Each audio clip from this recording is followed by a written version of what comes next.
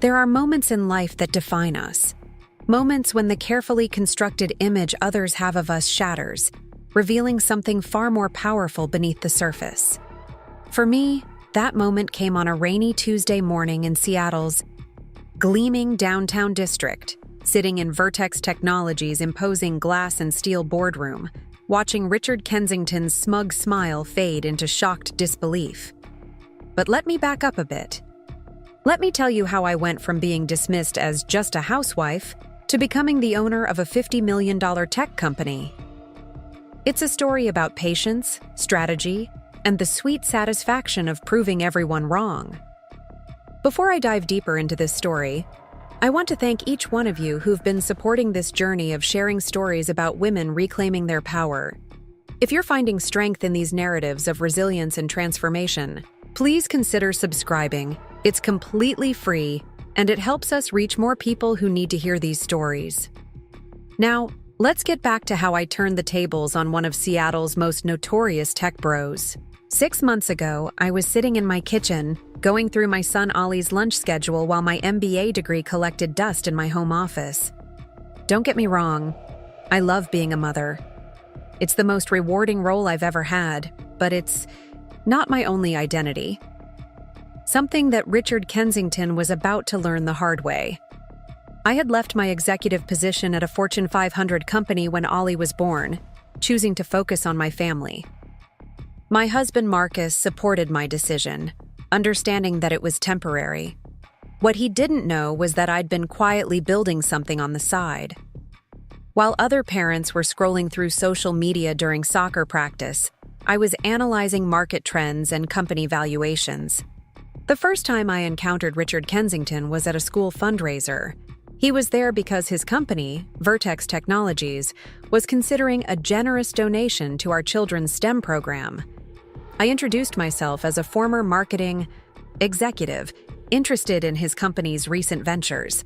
His response? A dismissive glance and a condescending smile as he asked if I could recommend a good cleaning service, since that must be my area of expertise now. That moment lit a fire in me.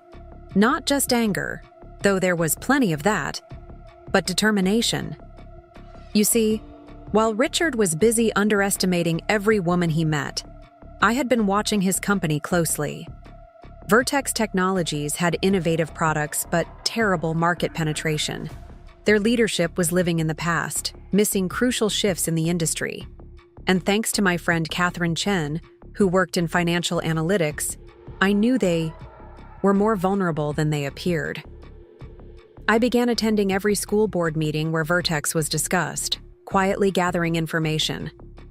I learned their weaknesses, their blind spots, and most importantly, their value. Through Patricia Martinez, a frustrated mid-level manager at Vertex, I discovered that the company's board was divided, with several members looking to sell their shares. That's when my plan started taking shape. Years of managing household finances had taught me something invaluable: patience and precise budgeting. I had been investing smartly since my executive days, and with Marcus's successful medical practice, we had significant savings. Catherine helped me create Phoenix Ventures, a holding company that began quietly acquiring Vertex shares through various channels. The day Richard Kensington sealed his fate was during a board meeting where I was present as part of the school's fundraising committee.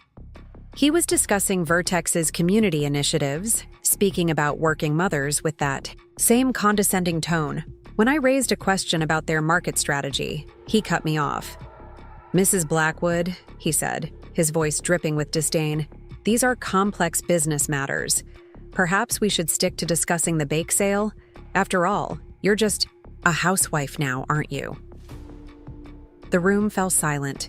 A few board members shifted uncomfortably, but no one spoke up. I felt my heart pounding, but not from embarrassment, from anticipation. Because at that very moment, Catherine was finalizing the purchase of the last major block of shares we needed. I smiled, thinking about the certified letter already on its way to Vertex's legal department. "You're right, Richard," I said, standing up slowly. "I am a housewife. I'm also the person who just bought controlling interest in your company." The story I'm about to tell you isn't just about revenge. It's about reminding the world that women don't cease to exist as professionals, as innovators, or as leaders just because they choose to prioritize family for a while. It's about proving that underestimating someone based on their current role is not just short-sighted, it's bad business.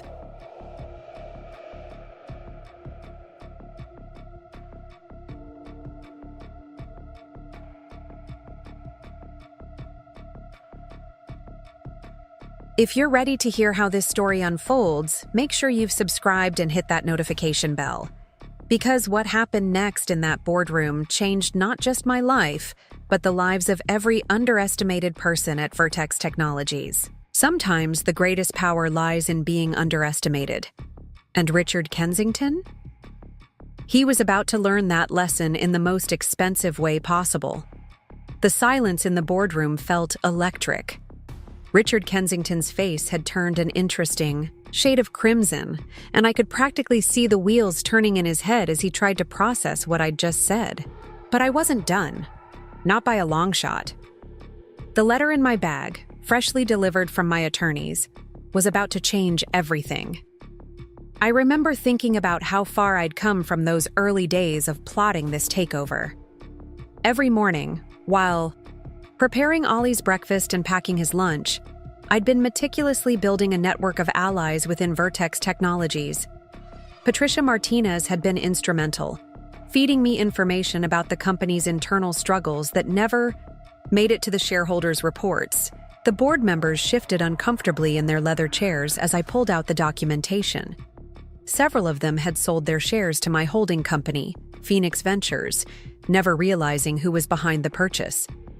I had kept my identity, hidden through a complex web of legal entities, a strategy Catherine Chen had helped me perfect over countless late-night planning sessions.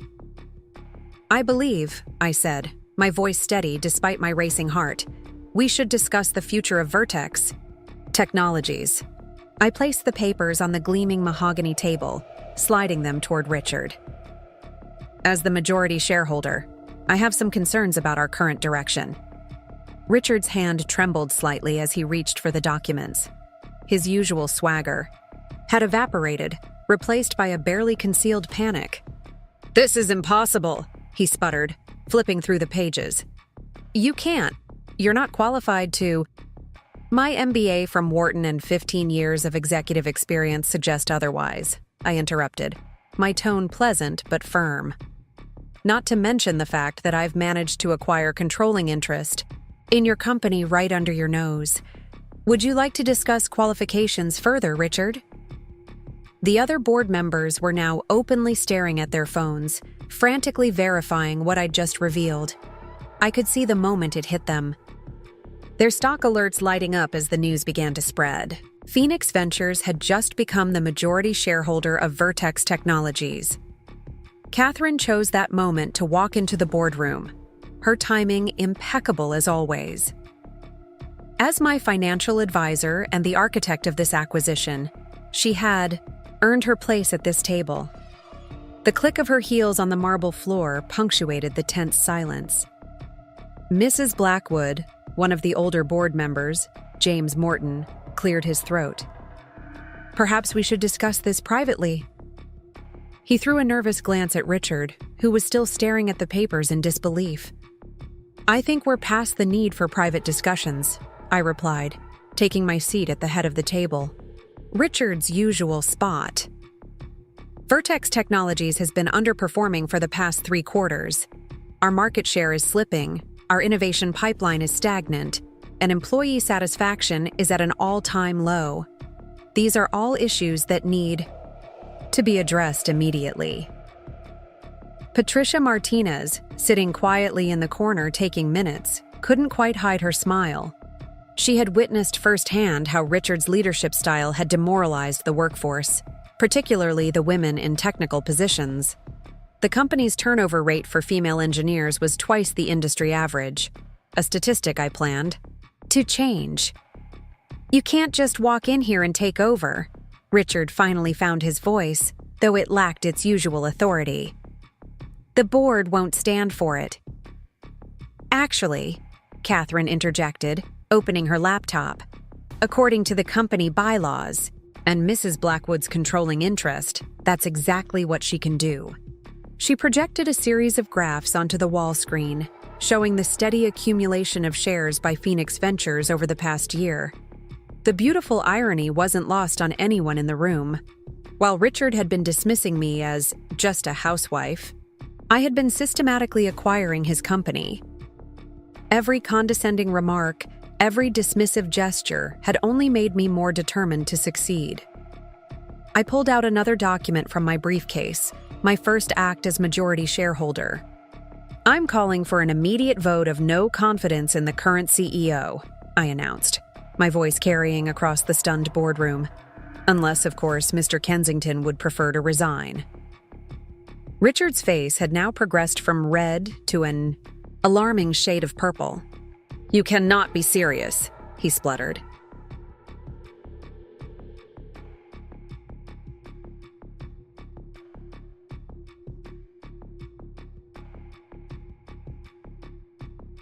Preparing and narrating this story took us a lot of time, so if you are enjoying it, subscribe to our channel. It means a lot to us. Now back to the story. This is corporate terrorism." "No, Richard," I corrected him calmly. "This is business.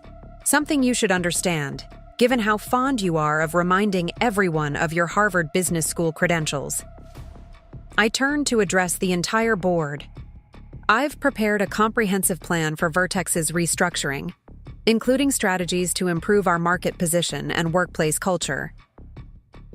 Catherine began distributing tablets containing my proposal to each board member. I had spent months crafting this plan, working on it during soccer practices, piano lessons, and late into the night after Ollie was asleep. It detailed everything from product development strategies to employee retention initiatives. As the board members scrolled through the document, I could see their expressions changing.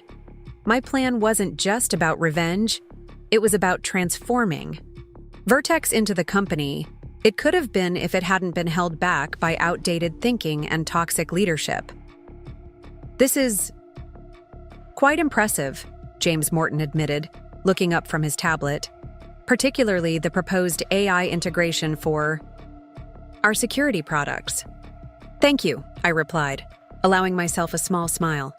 "I've had a lot of time to think about it while attending those bake sales Richard mentioned."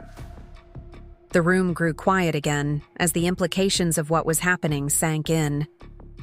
Richard Kensington, the man who had built his reputation on dismissing and underestimating women, was about to be ousted by someone he had repeatedly dismissed as just a housewife. But this moment wasn't just about Richard or me. It was about every woman who had ever been talked over in a meeting, every parent who had been passed over for promotion because they had family commitments, every person who had been judged by their current role rather than their capabilities. As I sat there, watching Richard's empire crumble around him, I thought about all the times I had wanted to speak up, but held my tongue. All the times I had swallowed my anger at his casual sexism and condescension. Now, finally, I had found my voice, and I intended to use it to create real change. The next morning dawned bright and clear over Seattle's skyline. News of the Vertex Technologies takeover had spread like wildfire through the tech community, and my phone hadn't stopped buzzing since I'd left the boardroom. Media outlets were clamoring for interviews. Industry analysts were speculating about the company's future, and my LinkedIn profile had exploded with connection requests. Sitting at my kitchen island, sipping my morning coffee, I reflected on how surreal it all felt. Ollie was munching on his cereal, blissfully unaware that his mother had just become one of the most talked about figures in Seattle's tech scene. Marcus reached over and squeezed my hand, his eyes filled with pride and a hint of amazement. "I still can't believe you pulled this off without telling me," he said, shaking his head with a smile. "All those book club meetings with Catherine. I couldn't risk anyone finding out," I explained, returning his smile. "Though I have to admit, keeping it from you was the hardest part." I glanced at my phone as another notification lit up the screen. Looks like Richard's been busy. His PR team just released a statement. The statement was exactly what I'd expected, carefully worded corporate speak about mutual decisions and pursuing other opportunities. But the tech blogs were telling a different story, with headlines screaming about the housewife who had orchestrated one of the most surprising takeovers in recent Seattle tech history. Patricia Martinez arrived at my house just as Marcus was leaving for his hospital rounds. She'd brought with her a thick folder of internal documents and employee surveys that had never made it to the board. As we spread them across my dining room table, the true extent of Vertex's problems became even clearer. The engineering team has been sitting on some incredible innovations, Patricia explained, pointing to several project proposals. But Richard kept shutting them down because they came from the female engineers. He claimed they were too risky or not market-ready. I picked up one particularly interesting proposal for an AI-driven cybersecurity system. The engineer who'd designed it had left 6 months ago to join a competitor. "Get in touch with her," I instructed Patricia. "Let her know things are changing at Vertex. We'd love to have her back." Catherine arrived next, armed with her laptop and a stack of financial reports. We had work to do before the emergency board meeting I'd called for the afternoon. "The market's responding well to the news," she said, pulling up the morning's trading data. "Our stock is up 12% since the announcement." As we worked, I couldn't help but think about all the times Richard had made comments about women being too emotional for business decisions.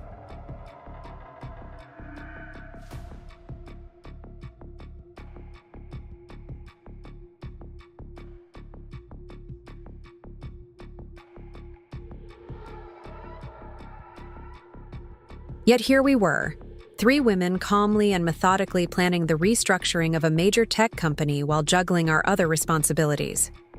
My phone buzzed again. A message from James Morton. "Eleanor, I've been going through your proposal in detail. The board is impressed, but Richard's threatening legal action claims the acquisition wasn't transparent." I smiled, remembering how Catherine and I had meticulously documented every step of the acquisition process. "Send the threats to our legal team," I replied. "Everything was done by the book. Richard's just upset because he didn't see it coming." Around noon, I took a break to prepare lunch for Ollie, who was home for a teacher workday. As I made his favorite grilled cheese sandwich, he looked up from his tablet. "Mom, why are there pictures of you on the internet?" I sat down beside him, trying to find the right words to explain. "Remember how we talked about standing up to bullies?" He nodded. "Well, sometimes bullies can be grown-ups too, and sometimes the best way to stand up to them is to be smarter and work harder than they expect you to." The afternoon board meeting was scheduled for 3 o'clock. I chose my outfit carefully, the same outfit I'd worn the day Richard had dismissed me at the fundraiser. A subtle reminder of how badly he'd misjudged the situation. Before leaving, I hugged Ollie tightly. "Be good for Mrs. Thompson," I told him, grateful that our longtime sitter was available on short notice. "Mommy's going to go make some changes." The Vertex Technologies building looked different now. As I walked through the lobby, I noticed employees trying to catch a glimpse of me, whispering among themselves. The security guard who had previously barely acknowledged me now stood up straight and nodded respectfully. In the elevator, Patricia briefed me on the latest developments. Several key engineers had already reached out, expressing their excitement about the change in leadership. There was an energy in the building that hadn't been there before, a sense of possibility. The boardroom was packed when I arrived. Every board member was present, along with the company's top executives and legal team. Richard sat in a corner, his usual bravado replaced by barely contained fury. His lawyer whispered something in his ear, but he waved him off impatiently. As I took my place at the head of the table, I could feel the weight of everyone's expectations. They were all wondering the same thing. Was I really capable of running this company, or was this just an elaborate act of revenge? "Before we begin," I said, my voice clear and steady, "I want to address the elephant in the room. Yes, I'm a mother. Yes, I've spent the last few years focusing on my family. And yes, I just orchestrated the acquisition of this company. These facts are not mutually exclusive. In fact, managing a household and raising a child have taught me more about efficiency, multitasking, and crisis management than any business school ever could. The energy in the Vertex Technologies boardroom shifted perceptibly as I laid out my vision for the company's future. Opening my laptop, I projected a series of carefully prepared slides onto the wall screen, each one detailing specific changes and initiatives that would transform our corporate culture and market position. Our first priority, I announced, gesturing to a graph showing employee retention rates, is addressing the exodus of talent that's been bleeding our company dry. In the past year alone, we've lost 38% of our female engineers and 22% of our minority employees. That stops today. From his corner seat, Richard muttered something under his breath. I caught the words, diversity, quota, and chose to address it head-on. This isn't about quotas, Mr. Kensington. It's about basic business sense. When we dismiss or drive away talented individuals based on gender, race, or family status, we're literally throwing away our competitive advantage. Catherine stepped forward, presenting the financial implications of our current turnover rate. The numbers were staggering. Millions spent on recruiting and training, only to lose valuable employees within their first 2 years. Several board members leaned forward, their expressions shifting from skepticism to concern. Furthermore, I continued, switching to the next slide, I've reviewed the rejected project proposals from the past 18 months. We've passed on at least 3 innovations that our competitors have since developed successfully. One of those projects initially proposed by our own team is now generating over $50 million in annual revenue for our biggest rival. The room grew uncomfortably quiet. These were facts that couldn't be dismissed with condescending remarks or bureaucratic excuses. I noticed James Morton shooting a pointed look at Richard, who was now staring intently at his phone, his jaw clenched.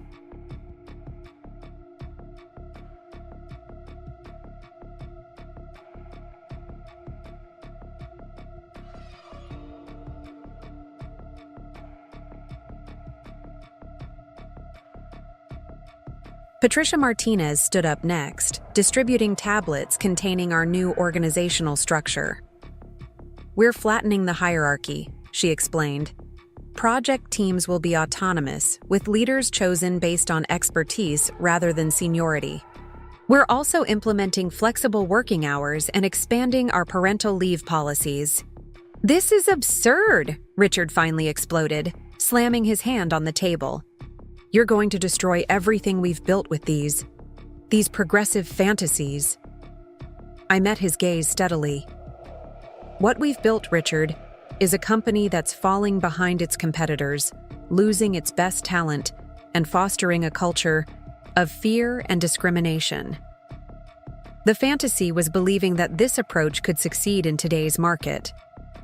Opening another document, I revealed the results of our latest employee satisfaction survey, data that Richard had deliberately kept from the board. The numbers were damning. Morale was at an all-time low, with 65% of employees actively looking for other opportunities. But here's the good news, I said, my voice softening. We have everything we need to turn this around. The talent, the infrastructure, the market position. It's all here. We just need to stop standing in our own way. The next hour was devoted to detailed discussions of our new initiatives.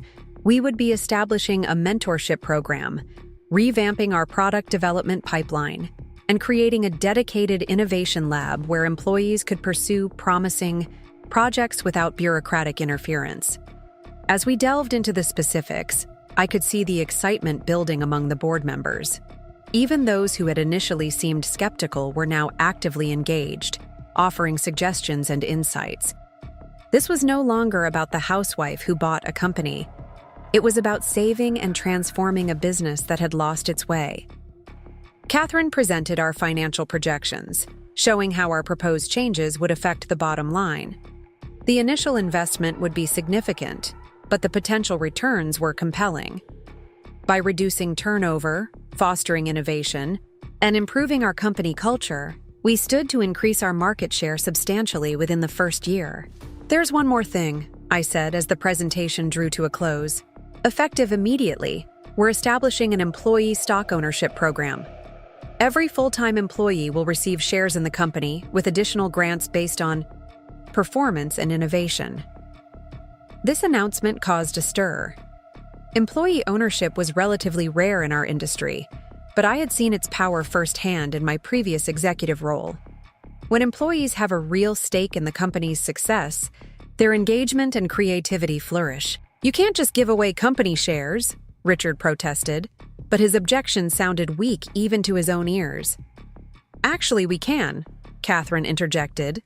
"The board has the authority to establish such a program, and as majority shareholder, Mrs. Blackwood's vote carries the motion."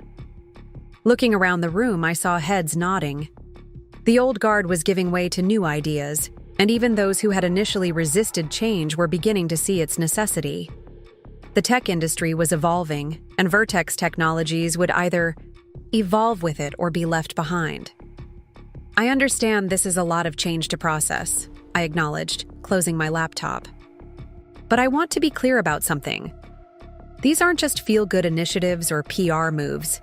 This is about building a stronger, more competitive, more profitable company. Because diverse teams make better decisions. Satisfied employees do better work, and companies that adapt to change survive, while those that resist it become cautionary tales." As the meeting drew to a close, board members began gathering their things. Several approached me with questions and suggestions, their initial skepticism replaced by cautious optimism. Richard remained in his corner, his face a mask of barely contained rage, but he was no longer the center of attention. The future of Vertex Technologies was taking shape, and it looked nothing like its past. Patricia caught my eye from across the room and gave me a subtle thumbs up. She had already begun coordinating with HR to implement our new policies, and tomorrow morning, every employee would receive a detailed email outlining the changes ahead. I gathered my materials, thinking about how I needed to get home in time for Ollie's bedtime story. Tomorrow would bring new challenges, but for now, I had taken the first steps toward proving that being just a housewife had taught me more about leadership than Richard Kensington had learned in his entire career. The morning after the board meeting, I arrived at Vertex Technologies early, before the usual rush of employees. The security guard, Mike, greeted me with a warm smile and handed me my new access card.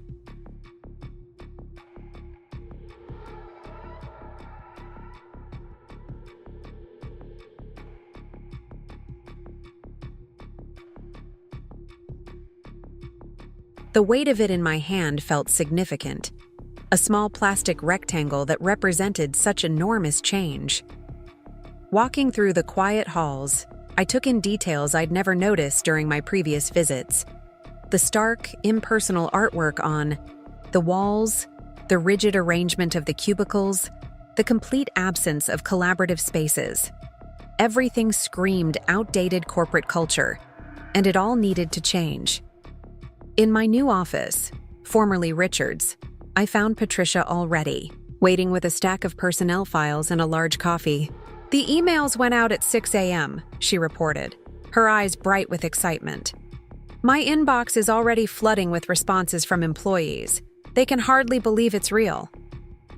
I settled behind the desk, noting how Richard had positioned it to tower over visitors, a subtle power play that would be one of the first things to go. "What's the overall tone of the responses?" I asked, pulling up my own email. "Overwhelmingly positive," Patricia replied, handing me a preliminary analysis. "Though there's some anxiety, especially among middle management. They're worried about the restructuring." As if on cue, my phone buzzed with a message from Catherine. She'd been monitoring the market's reaction to our announcements. Our stock had jumped another 8% in pre-market trading, and industry analysts were starting to release their first takes on our new direction. By 9 a.m., The office was humming with energy. I could hear snippets of excited conversation floating past my door, which I'd deliberately left open, another departure from Richard's closed-door policy. The engineering team was particularly animated, already forming groups to discuss previously shelved projects. Sarah Chen, one of our senior engineers who'd been on the verge of leaving, poked her head into my office. "Mrs. Blackwood, do you have a moment?" Her expression was cautiously hopeful as she clutched a familiar-looking folder, the proposal Richard had dismissed 6 months ago. "Eleanor, please," I said, gesturing to a chair. "And yes, I'd love to hear about your quantum encryption project. The one that Richard said was too ambitious for our current focus?" Sarah's eyes widened in surprise. "You know about that?" "I make it my business to know about potentially game-changing innovations," I replied, clearing space on my desk for her materials, especially when they come from our best minds.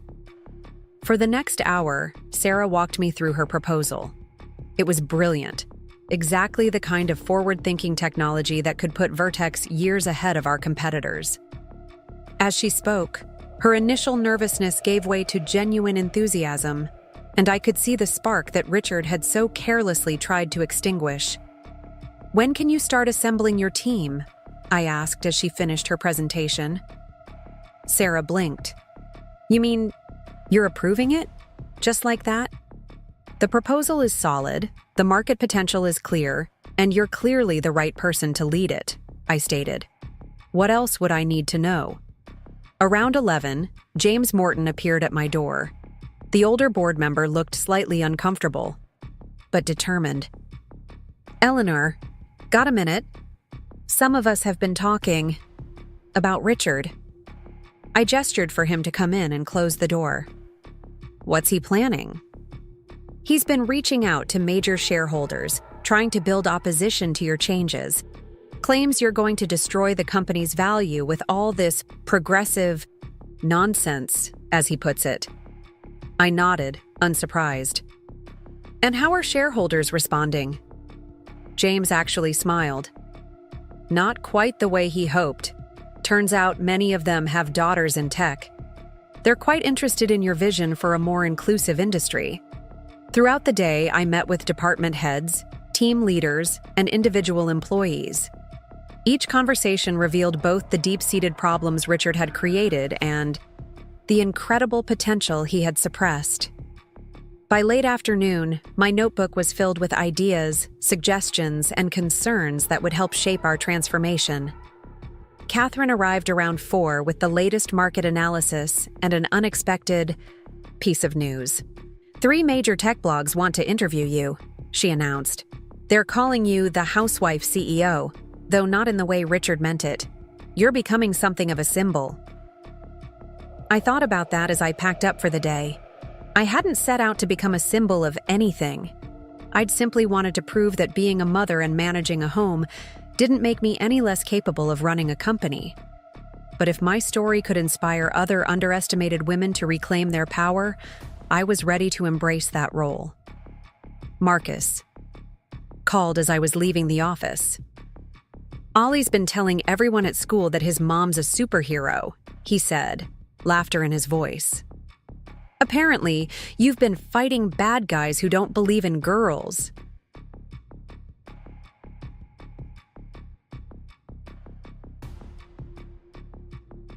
That night, as I tucked Ollie into bed, he asked me if I was still going to be able to come to his soccer games now that I was running a company.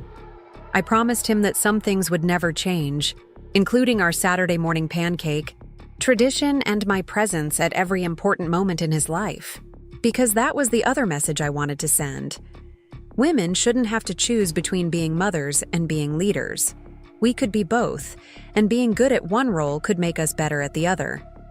As I sat in my home office later, reviewing reports and preparing for the next day, I reflected on how much had changed in such a short time. Richard had thought he was insulting me by calling me just a housewife, but he'd actually given me my greatest advantage.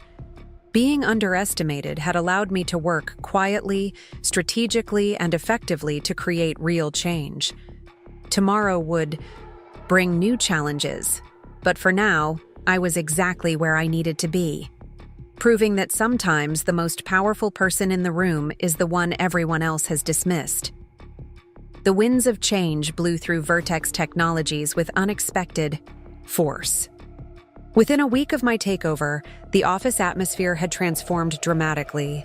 The previously sterile break room now buzzed with animated conversations as employees from different departments mingled freely, sharing ideas that would have been silenced under Richard's leadership. My morning started with an unexpected visit from Notorious, our head of human resources. She carried a thick folder of employee feedback forms, her face glowing with an enthusiasm I'd never seen before. "You need to see these," she said, spreading the papers across my desk. "We've had more innovative suggestions in the past week than in the entire previous year." The feedback wasn't just about technical innovations. Employees were proposing everything from sustainable office practices to mental health initiatives. One junior developer had drafted a comprehensive plan for an on-site childcare facility, something I'd been privately considering but hadn't yet proposed. Catherine arrived for our daily financial briefing, looking particularly pleased. "The market's loving us," she announced, pulling up the latest figures. 3 major investment firms have upgraded their recommendations for Vertex stock. They're calling us a pioneer in corporate culture transformation. As we reviewed the numbers, Patricia interrupted with urgent news. "Richard's making moves," she said, closing the door behind her. "He's scheduled a lunch meeting with Andrew Porter from Tech Vanguard." Tech Vanguard was our biggest competitor, and Andrew Porter was known for hostile takeovers. The implications were clear. Richard was trying to orchestrate a counterattack, but his desperation only confirmed that we were moving in the right direction. I spent the afternoon in the engineering department, sitting in on project presentations that had previously been relegated to email attachments under Richard's efficiency protocols. Sarah Chen's quantum encryption team had made remarkable progress, their excitement palpable as they walked me through their latest breakthrough. During a brief break, I stepped out to call Marcus. He'd been holding down the fort at home, managing Ollie's schedule while I navigated these crucial first weeks. "How's the science fair project coming along?" I asked, thinking about the volcano model we'd started last weekend. "Actually," Marcus replied, "Ollie's changed his mind. He wants to do something about computers now. Says he wants to be like Mom." The pride in his voice made my heart swell. Back in the office, I found James. Morton waiting with concerning news. "Richard's been meeting with old guard shareholders," he reported, "trying to paint your changes as reckless and financially irresponsible." I pulled up our latest performance metrics. "Send them these," I instructed. "Show them how our employee retention rate has improved 30% in just 1 week. Show them the surge in patent applications from our engineering teams. Show them the market response to our new direction." Late afternoon brought an unexpected visitor, Claire Davidson, CEO of Infomatrix, one of Seattle's fastest-growing startups. She'd heard about our transformation and wanted to discuss potential collaboration opportunities. As we talked, I noticed her glancing at the family photo on my desk. "You know," she said thoughtfully, "I've been hiding the fact that I'm a mother of 3. Worried it would make me seem less committed to the business." She gestured at my office, where Ollie's artwork hung proudly alongside our company's achievement certificates. "But you're proving that being a mother and a CEO aren't mutually exclusive." That evening, I had a video call scheduled with our international teams. As I prepared for the call, Patricia brought me a concerning email.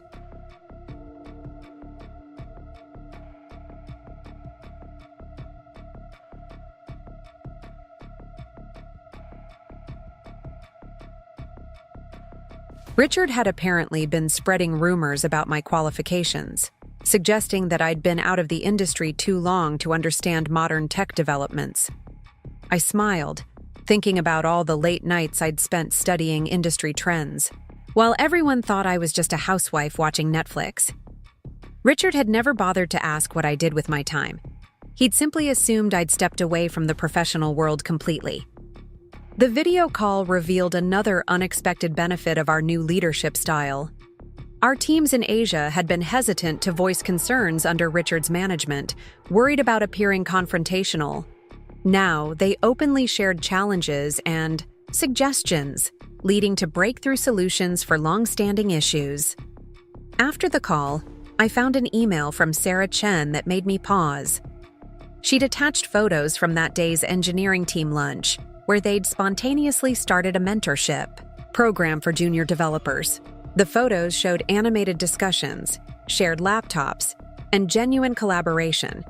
Exactly the culture we'd been trying to build. I was about to head home when Linda Torres reappeared with urgent news.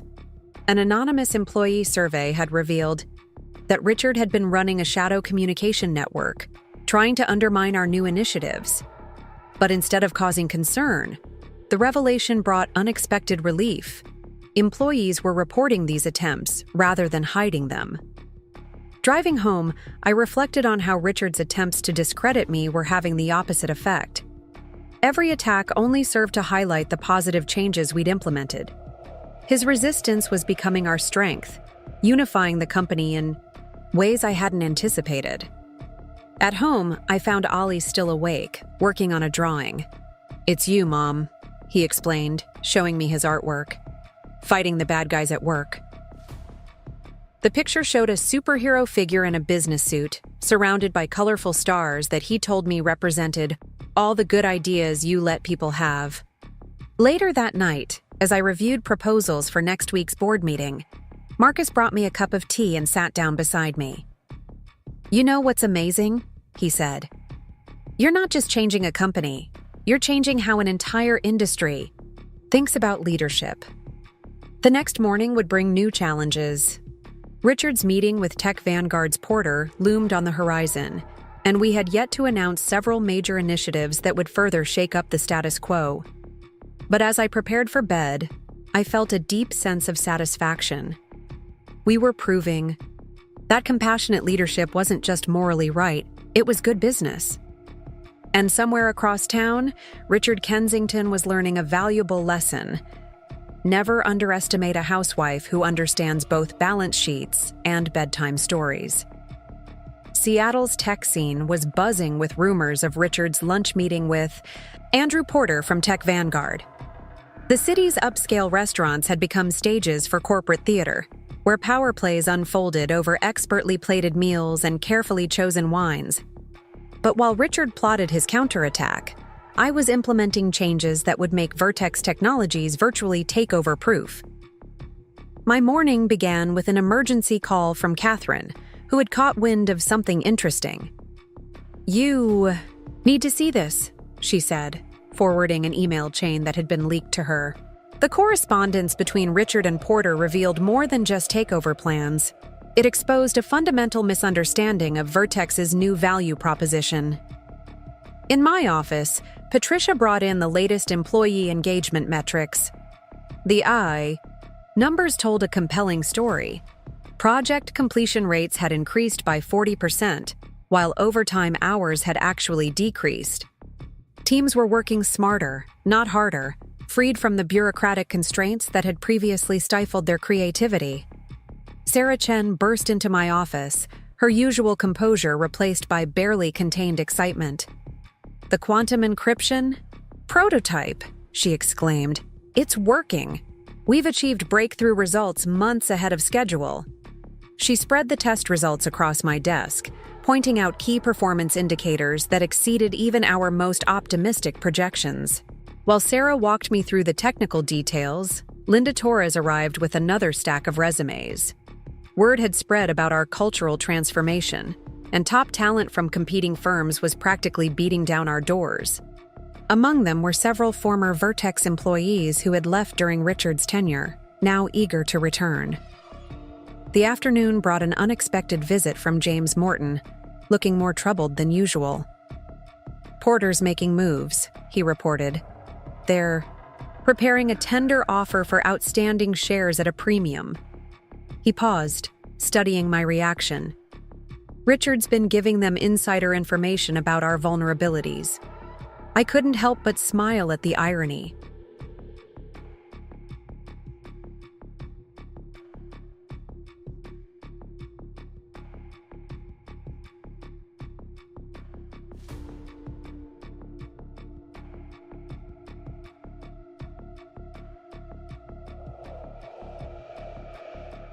The vulnerabilities Richard was so eager to expose were based on his outdated understanding of the company.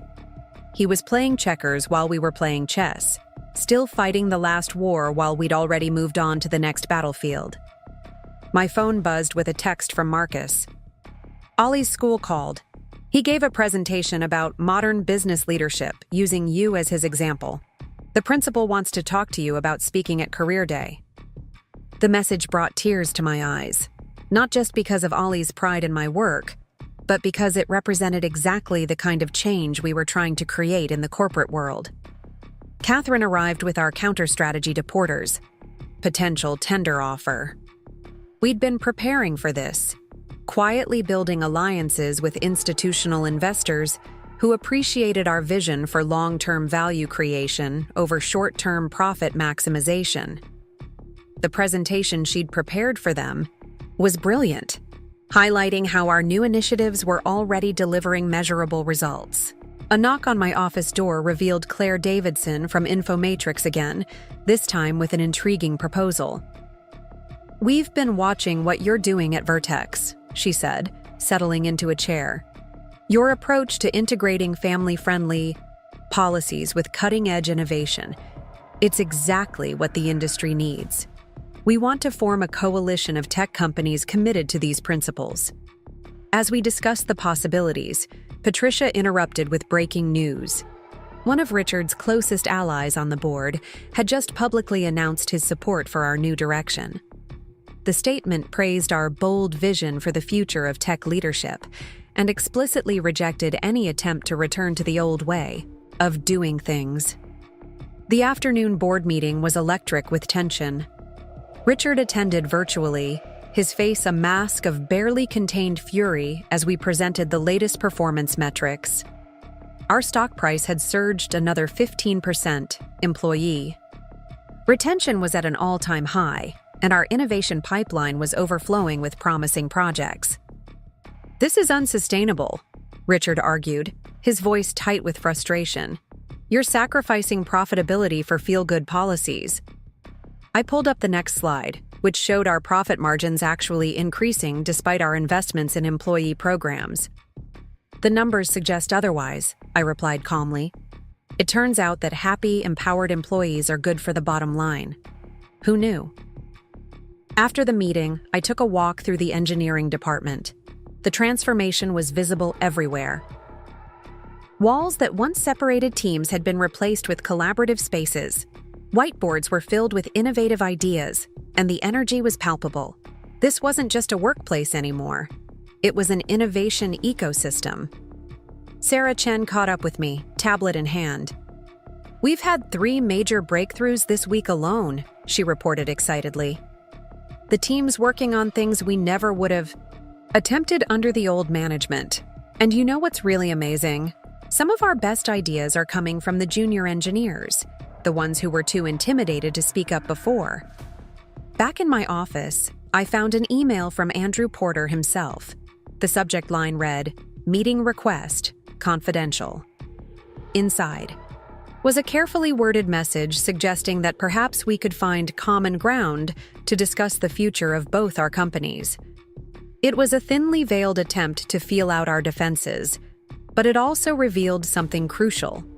They were worried. As the day drew to a close, Patricia brought in one final piece of news. The tech blog that had first dubbed me the Housewife CEO had published a follow-up piece titled, "The Future of Tech Leadership: How One Woman's Vision is Reshaping Corporate Culture." The article had gone viral, sparking a nationwide conversation about the relationship between family life and executive leadership. Driving home, I reflected on how Richard's attempt to diminish me by calling me just a housewife had backfired so spectacularly. He had assumed that my time away from the corporate world had made me weak, when in reality it had given me exactly the perspective and skills needed to transform Vertex into something extraordinary. That evening, as I helped Ollie with his homework, he asked me what I'd done at work today. I helped make sure that when you grow up, I told him, you'll never have to choose between being successful and being kind. He considered this for a moment, then nodded sagely. That's good, he said, because I want to be both.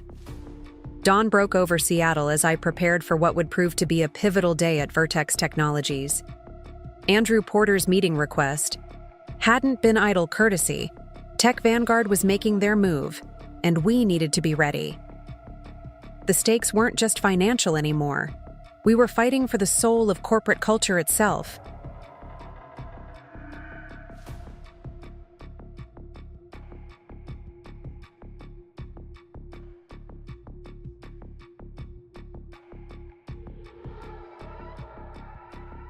Catherine arrived at my house earlier than usual, armed with fresh market analyses and a determined gleam in her eye.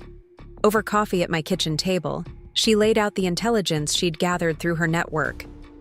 Porter's board is split, she revealed. Half of them see our success as a threat. The other half wants to emulate our model. Marcus, passing through on his way to the hospital, squeezed my shoulder supportively. Show them what a real leader looks like, he whispered, dropping a kiss on my head. Ollie, still in his pajamas, presented me with a hand-drawn good luck card featuring a stick figure in a business suit standing atop what appeared to be a mountain of computers. The Vertex office was already humming when I arrived. Word of Porter's interest had leaked, and the atmosphere crackled with nervous energy. Patricia met me at the elevator with an update that made me smile. 3 more of Richard's longtime allies had withdrawn their support for his counter-offensive. Sarah Chen intercepted me before I could reach my office. We need to show you something, she said urgently, leading me to the innovation lab. Her team had worked through the night, achieving a breakthrough that would make our quantum encryption technology virtually impossible to replicate. The timing couldn't have been better. In my office, Linda Torres waited with a thick folder of recruitment data. Top talent wasn't just trickling in anymore, it was flooding. Industry veterans were offering to take pay cuts just to be part of what we were building. More telling were the notes they attached to their applications, expressing enthusiasm for our family-friendly policies and collaborative culture.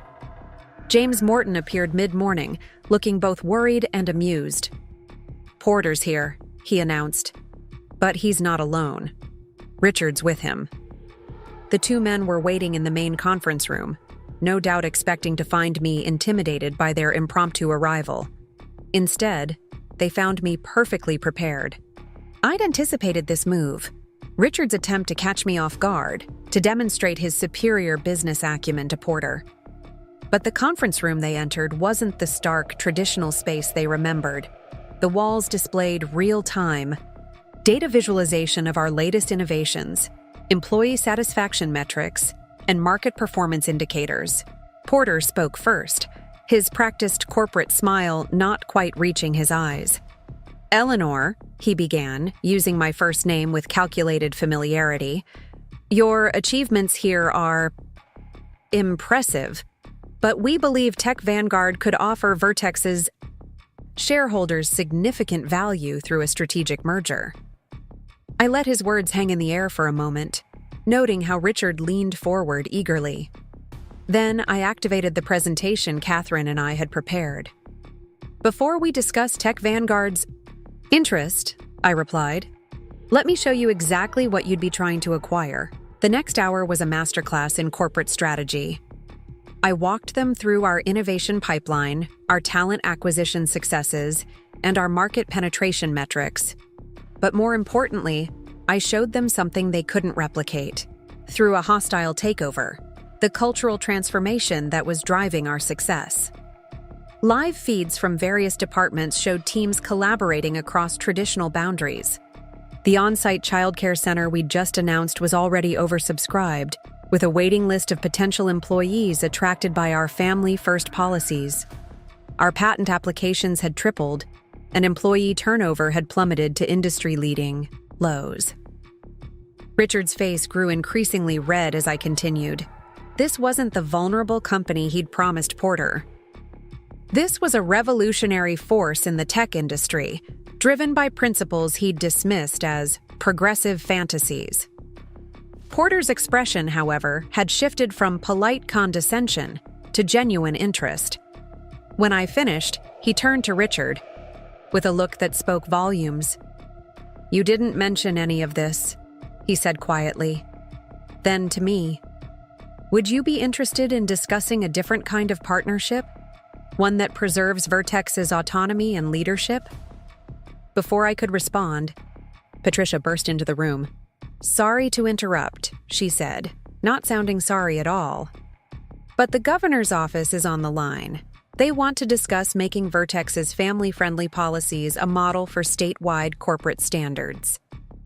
The timing was perfect, though entirely unplanned. Porter's eyebrows shot up, while Richard seemed to deflate visibly. The power dynamic had shifted completely, and everyone in the room knew it. Tech Vanguard hadn't come to rescue a struggling company. They'd come to learn from an industry leader. I spent the rest of the morning in detailed discussions with Porter, outlining potential areas for collaboration that would benefit both companies without compromising our independence.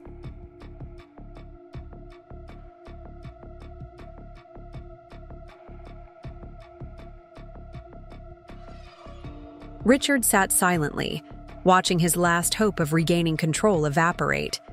As they prepared to leave, Porter paused in the doorway. "I owe you an apology," he said quietly.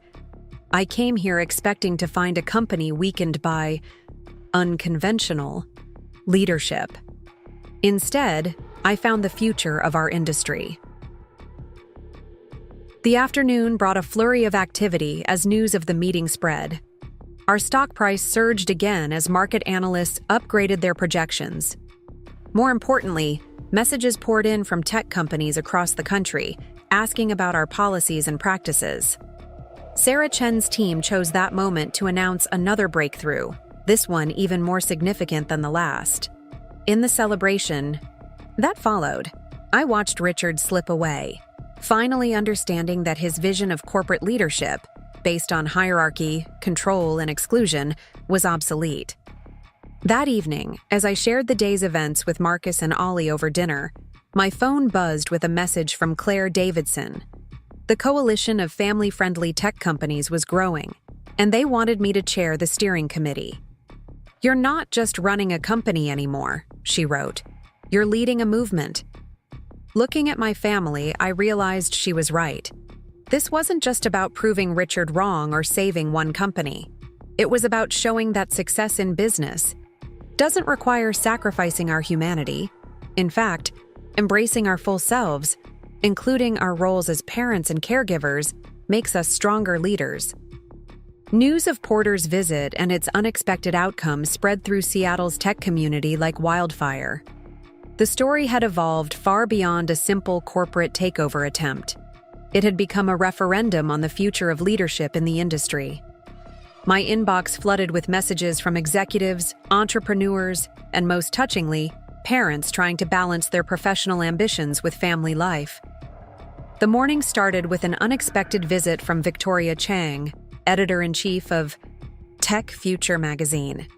She'd arrived unannounced, hoping to document what she called the Vertex revolution firsthand. As we walked through the office, she observed the changes with keen interest. The collaborative spaces, the diverse teams, the energy of uninhibited innovation. Catherine intercepted us near the engineering department, tablet in hand.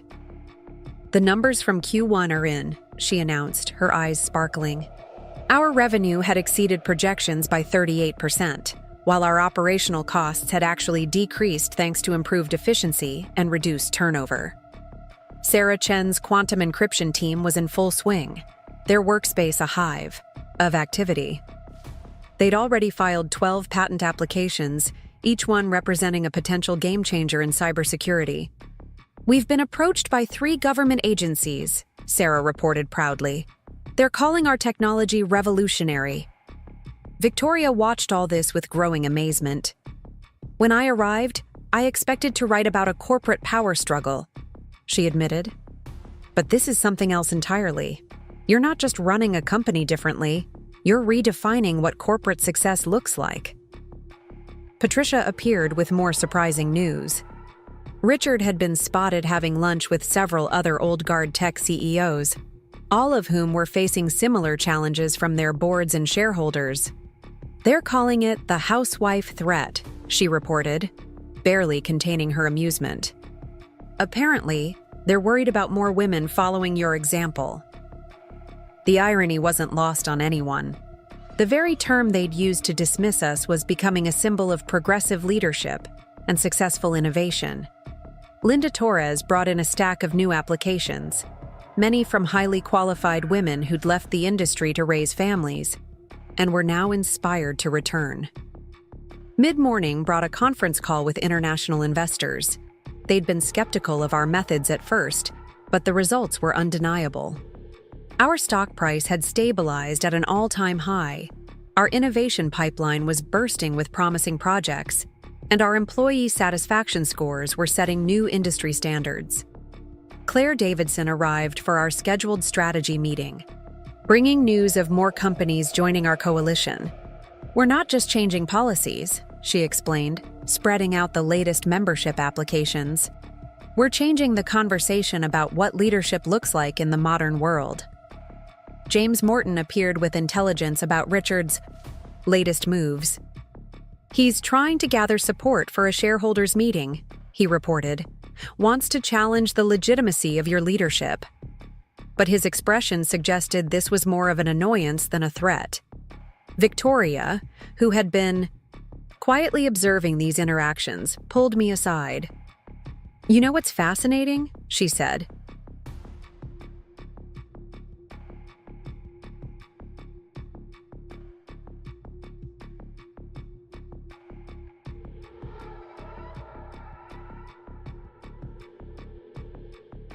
Everyone I've interviewed today has mentioned how your experience as a mother has influenced your leadership style.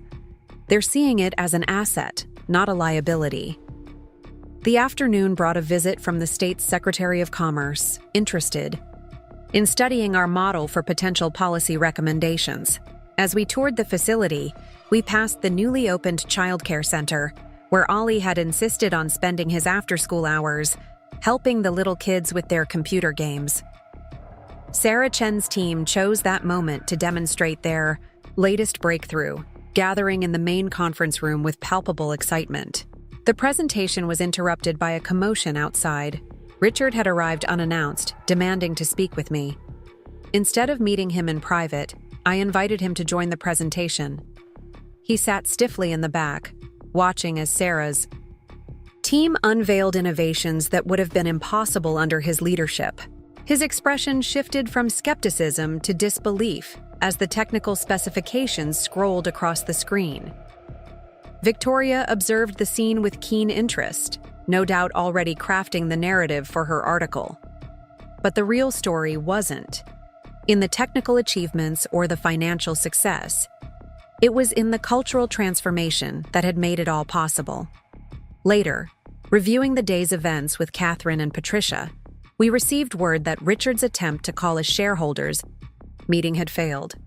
The very investors he'd counted on for support were now our strongest advocates, having seen the tangible results of our new approach.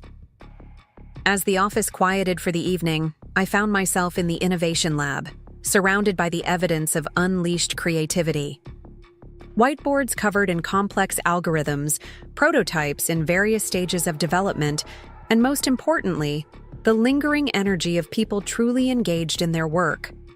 Marcus called, reminding me about Ollie's science fair tomorrow. He's presenting his project on how computers can help families, he reported. Says he got the idea from watching you transform Vertex. Driving home, I reflected on how Richard's attempt to diminish me had instead revealed the true power of bringing one's whole self to leadership. The skills I'd developed as a mother, patience, empathy, multitasking, crisis management, had proven invaluable in transforming a toxic corporate culture into a thriving community. Victoria's article would tell part of the story, but the real narrative was still unfolding. Every day brought new evidence that our approach wasn't just more humane, it was more successful. We were proving that compassionate leadership and business success weren't mutually exclusive, they were mutually reinforcing. The Housewife CEO label that had been meant to dismiss me had become a banner for change, inspiring others to challenge traditional notions of corporate leadership. And somewhere across town, Richard was learning that in the modern business world, underestimating someone based on their family status wasn't just prejudiced, it was bad business. The implications of Vertex's transformation rippled through the tech industry with increasing force. Early morning brought an unexpected email from Sofia Martinez, CEO of Global Innovations, requesting an urgent meeting. Her company had been struggling with similar challenges, and our success had caught her attention. Over breakfast at Seattle's iconic Space Needle restaurant, Sophia shared her own story of being underestimated and dismissed. "When I saw what you did at Vertex," she admitted, stirring her coffee thoughtfully, "I realized we've been approaching leadership all wrong. We've been trying to fit into a broken model instead of creating a better one." Catherine joined us midway through the meeting, bringing news that would reshape our strategy entirely. 3 major tech companies had approached us about forming a joint innovation initiative, specifically focused on supporting working parents in the industry. The proposed budget was staggering, over $200 million in initial funding. Back at Vertex, the morning buzz centered around Tech Future magazine's cover story. Victoria Chang's article had exceeded all expectations, painting a vivid picture of our company's transformation. The headline read, "The Mother of Innovation, How Family Values Are Revolutionizing Tech Leadership." Sarah Chen burst into my office, her usual composure replaced by barely contained excitement. The quantum encryption team had achieved another breakthrough, but this time it was different. "We've found a way to make the technology accessible to small businesses," she explained, spreading diagrams across my desk. "It could democratize cybersecurity completely." Patricia arrived with updates from our international offices.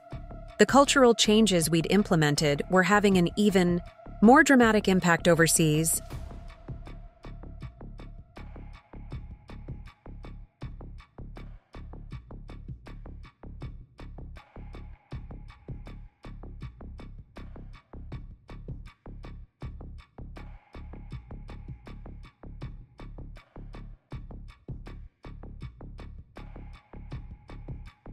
Where traditional corporate hierarchies had been even more entrenched. Employee engagement scores had doubled in our Asian offices, and innovation metrics were soaring. Mid-morning brought a surprise visit from Andrew Porter. This time he came. Alone. No Richard in sight. "I've been doing some soul-searching," he admitted, settling into a chair in my office. "Tech Vanguard needs to change. Would you consider consulting with us on implementing similar policies?" Linda Torres interrupted with pressing news from HR. The employee stock ownership program had exceeded all expectations, with 97% participation. More significantly, it had sparked a wave of long-term thinking among employees, who now saw themselves as true stakeholders in the company's future. A text from Marcus made me smile. Ollie's teacher called. He's been teaching his classmates about inclusive leadership during recess. Says every good team needs different kinds of thinking. My son was absorbing lessons I hadn't even realized I was teaching. The afternoon brought a meeting with Claire Davidson and our growing coalition of family-friendly tech companies. What had started as a small group had evolved into a powerful force for industry change. We were drafting guidelines that could become the standard for corporate culture in the digital age. James Morton appeared with the latest intelligence on Richard's activities. He'd been spotted meeting with old guard investors, but his arguments were falling on increasingly deaf ears. Our success had become impossible to ignore or dismiss. Victoria Chang called with follow-up questions for a deeper piece she was writing about the broader implications of our approach. "It's not just about work-life balance anymore," she observed. "You're showing that traditional family values, empathy, nurturing, collaboration, are actually crucial for innovation." Sarah Chen's team chose that moment to demonstrate their latest project, a mentoring platform that would allow experienced professionals to coach promising talents while working flexible hours. It was the perfect embodiment of our values, combining technical innovation with human connection. The day took an unexpected turn when a group of engineering students from the local university arrived for a scheduled tour. They'd been studying our management model as part of their professional ethics course. Their questions revealed how deeply our story had resonated with the next generation of tech leaders. Late afternoon brought news that would cement our position in the industry. The National Association of Technology Companies had selected Vertex as their Company of the Year, specifically citing our innovative approach to leadership and corporate culture. Patricia delivered another piece of satisfying news. Richard's last remaining allies on the board had officially withdrawn their opposition to our initiatives. The old guard's resistance had finally crumbled in the face of undeniable success. As evening approached, I received an unexpected request. The governor's office wanted me to chair a commission on modernizing corporate governance standards. They saw Vertex as a model for balancing profit with social responsibility. Driving home, I reflected on how our transformation had sparked a larger conversation about the role of business in society. We weren't just changing one company, we were challenging fundamental assumptions about leadership, success, and the false dichotomy between professional achievement and personal fulfillment. Marcus greeted me with news that Ollie had created a business presentation for his show and tell, complete with hand-drawn graphs showing how happy workers make better computers.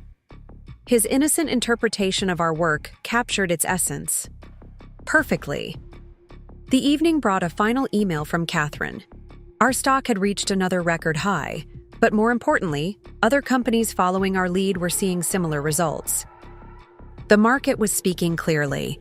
Compassionate, inclusive leadership wasn't just morally right, it was financially smart. Looking out over Seattle's twinkling skyline from my home office, I thought about all the other underestimated people watching our story unfold. Somewhere out there, another dismissed housewife was plotting her own revolution, armed with the knowledge that being underestimated could be the greatest advantage of all. Tomorrow would bring new challenges, but tonight I could savor the knowledge that we'd proven something vital. The future of business would be built not on dominance and control, but on understanding and empowerment. And it had taken someone who'd been dismissed as just a housewife to show the way. Morning sunlight streamed through the floor-to-ceiling windows of Vertex Technologies as I prepared for a pivotal board meeting. Today would mark the final stage of our company's transformation.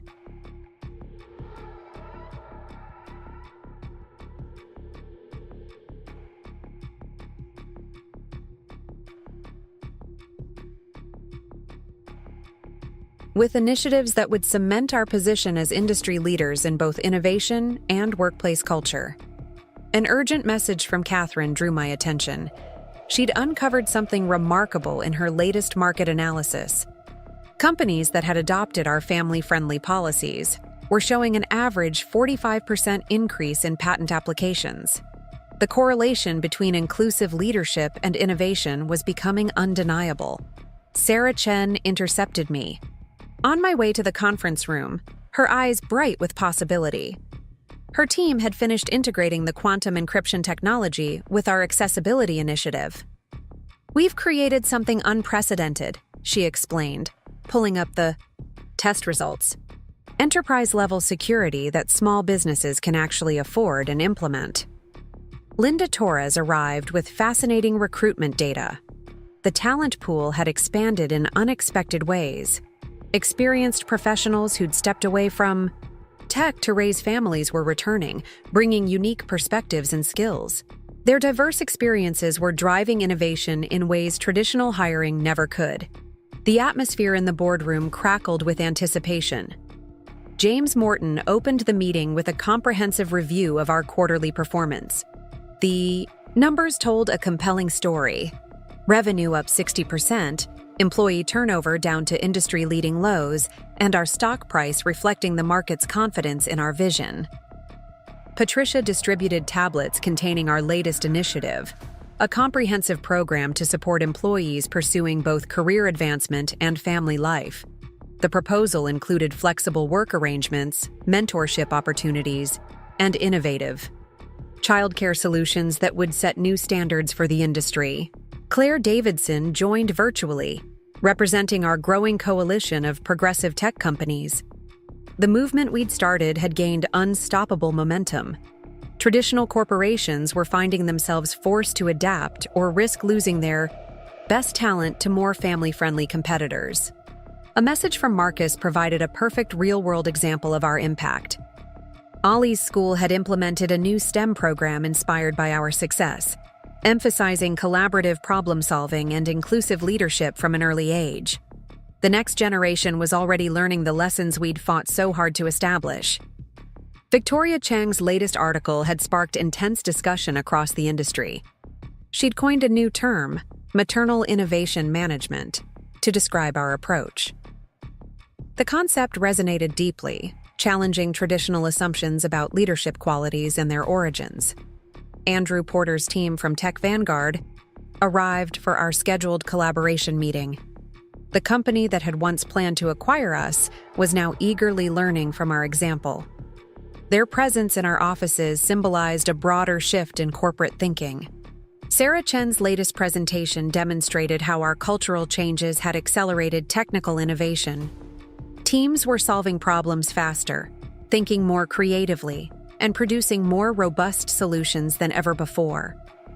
The freedom to work flexibly had actually increased productivity. Mid-afternoon brought news that would reshape the entire tech landscape.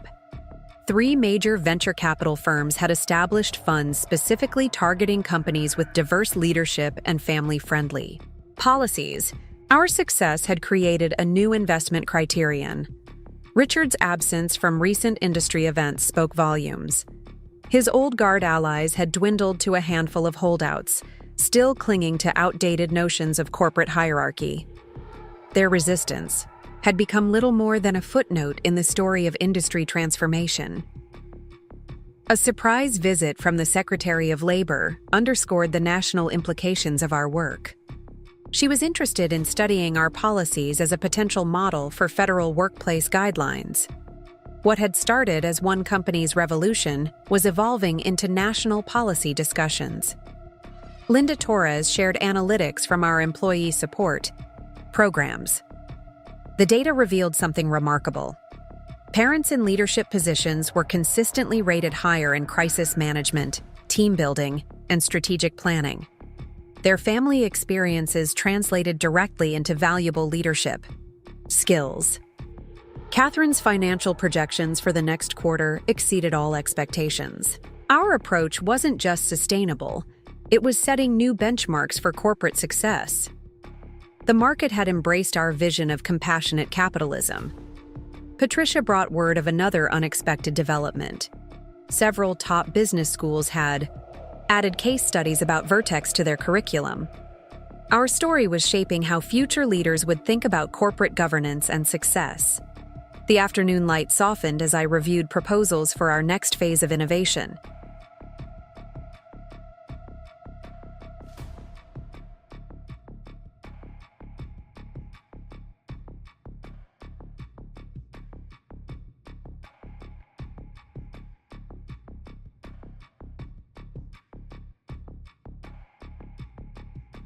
Each document represented a piece of the future we were building, a future where success wasn't measured solely in profits, but in the positive impact we created for our employees and society.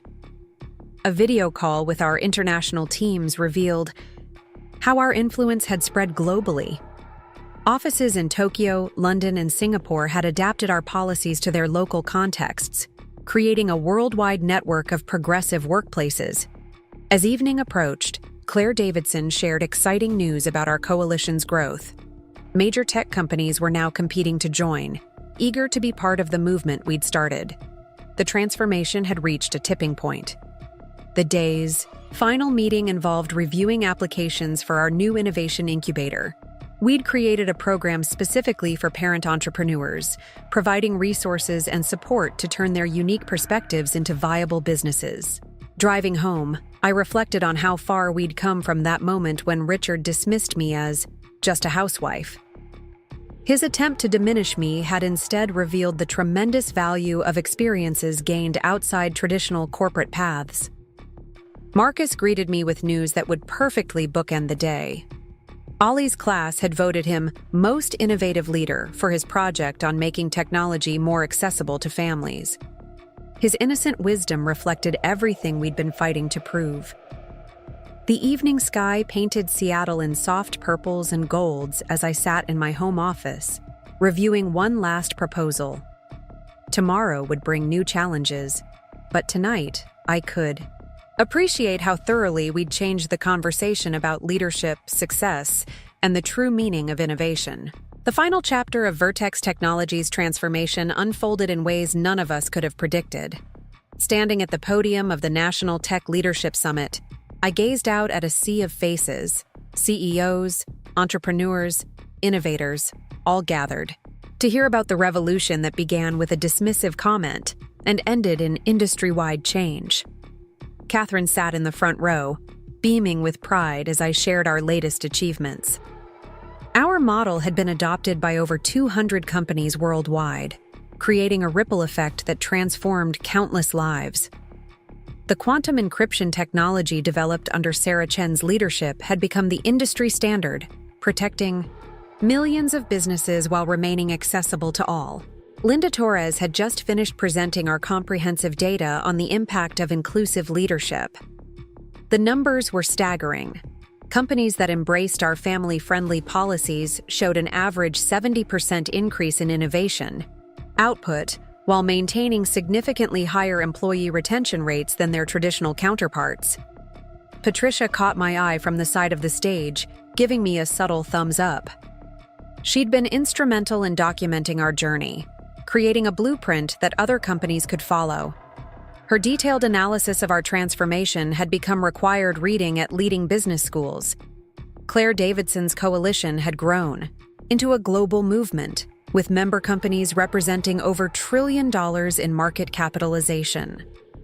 What began as a small group of forward-thinking leaders had evolved into a powerful force for change in the corporate world. James Morton, now a vocal advocate for progressive leadership, shared how our success had influenced even the most traditional boards of directors. The old guard's resistance had crumbled in the face of undeniable results. Profit, innovation, and human dignity could coexist and reinforce each other. Sarah Chen's latest breakthrough garnered international attention. Her team had developed an artificial intelligence system that incorporated emotional intelligence and empathy, qualities she attributed to our inclusive workplace culture. The technology promised to revolutionize human-computer interaction while reflecting our values. Victoria Chang's documentary about our journey premiered at a major film festival, capturing the attention of audiences beyond the tech world. The story resonated with people from all walks of life, challenging fundamental assumptions about leadership and success. Andrew Porter, once our potential acquirer, had become one of our strongest allies. Tech Vanguard's transformation under his leadership proved that even the most traditional companies could evolve. His presence at the summit symbolized the industry's broader acceptance of our principles. The Secretary of Labor announced groundbreaking legislation inspired by our policies. The Family Innovation Act would provide incentives for companies adopting family-friendly workplace practices, potentially affecting millions of working parents across the country. Richard's absence from the summit spoke volumes. His attempt to undermine our success had faded into irrelevance as the industry embraced change.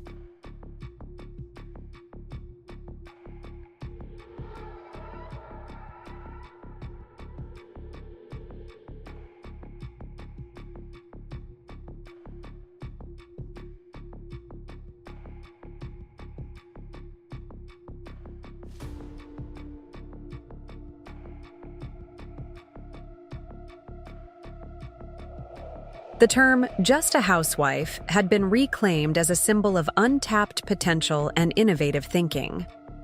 Marcus squeezed my hand as I concluded my keynote address. Ollie, now proudly wearing his Future Innovator badge from the summit's youth program, had just finished presenting his own ideas about technology and family life to a group of impressed executives. Linda Torres shared the results of our latest employee survey. The data revealed something remarkable. Vertex had become the most sought-after employer in the tech industry, with potential candidates valuing our culture even above compensation. Catherine's financial report for the year exceeded all projections. Our stock price had tripled, but more importantly, our success had proven that compassionate leadership could drive extraordinary business results. The market had spoken decisively in favor of our approach. Claire Davidson announced the establishment of a global institute dedicated to studying and promoting inclusive leadership practices. The research facility, housed at a prestigious university, would ensure that our innovations in corporate culture continued to evolve and spread. Sarah Chen's team unveiled their most ambitious project yet, a platform that would make advanced technology accessible to underserved communities worldwide. The initiative embodied everything we stood for: innovation driven by empathy and understanding. Patricia compiled our journey into a comprehensive case study, documenting every step of our transformation. The resulting publication became an instant bestseller, inspiring a new generation of leaders to challenge traditional corporate paradigms. As the summit drew to a close, I reflected on the true meaning of our success. We hadn't just proven that a housewife could run a major tech company. We'd demonstrated that the very qualities society often dismisses as feminine or domestic were actually crucial for innovation and leadership. The evening concluded with an unexpected announcement. The tech industry's most prestigious innovation award, historically dominated by traditional companies, had been awarded to Vertex Technologies. The citation praised not just our technical achievements, but our fundamental reimagining of corporate culture. Standing there, holding the award while cameras flashed, I thought about that pivotal board meeting when Richard had tried to dismiss me. His words, meant to diminish, had instead sparked a revolution that transformed not just one company, but an entire industry. The summit's final session focused on the future. Our success had created a new paradigm, where leadership was measured, not by hours worked or hierarchies maintained, but by the positive impact created for employees, families, and society. Walking off stage, surrounded by the next generation of tech leaders eager to learn from our example, I felt a profound sense of completion. We had proven that true innovation comes not from conforming to traditional corporate cultures, but from bringing our whole selves, including our experiences as parents and caregivers, to the table. Up next, you've got two more standout stories right on your screen. If this one hit the mark, you won't want to pass these up. Just click and check them out.